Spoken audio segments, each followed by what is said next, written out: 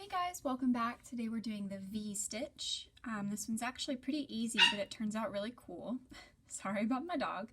We're going to start off with a chain of 28, and from there we're going to get right started into the V-stitch from the very first row. So you're going to skip down to the 5th stitch, so counting back from your hook, 1, 2, 3, 4, and 5. So what we're going to do here is a double crochet, so yarn over, pull through to anchor down, pull through to 1 time, pull through to 2 times, that's your double, chain 1, and then do another double in the exact same spot.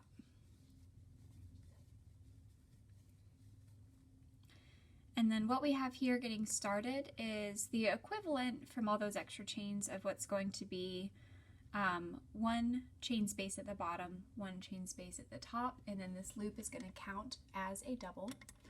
And then this is your first V-stitch. So this double chain space double, that makes that nice V shape. So all you really have to do here is keep doing the V-stitch over and over. And you have to skip 2 spaces below. So here's where we were. 1, 2, and right here into the 3rd space. And then do another V-stitch.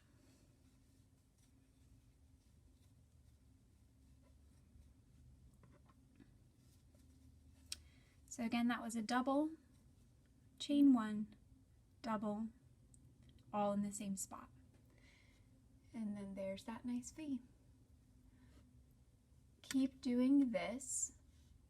Again, we skip 2, V-stitch in the 3rd spot, all the way down until you just have your 2 chain spaces left, and I'll meet you at the end of the row. Okay, so I have done my V-stitches. I have 1, 2, 3, 4, 5, 6, 7, and 8. And you should have 2 chains left at the bottom.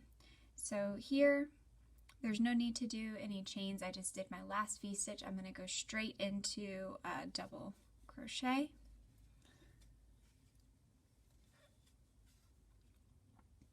And then we're going to go ahead and turn. And we're going to chain 3.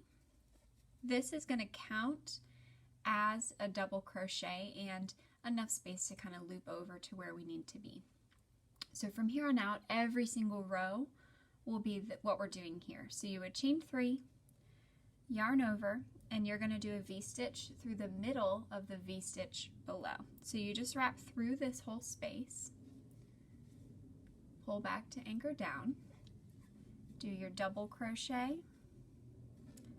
chain 1, yarn over, same thing, through the whole space, double crochet,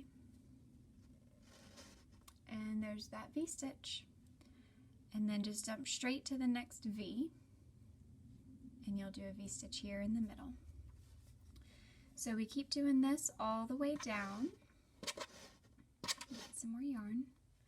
So double, chain, double. I'm just going to stick with you guys till we get to the end of this row.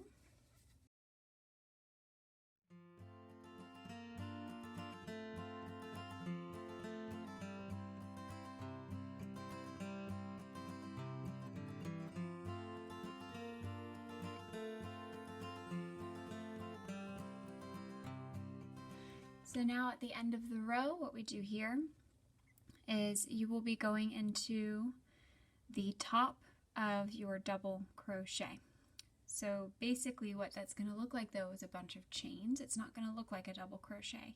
So you just have to make sure that you yarn over and that you insert next to the V-stitch. So you'll have your V-stitch and then chains next to it.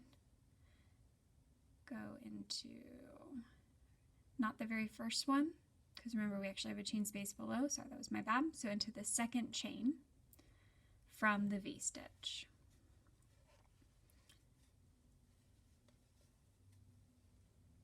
Do a double crochet, and then you should have a chain below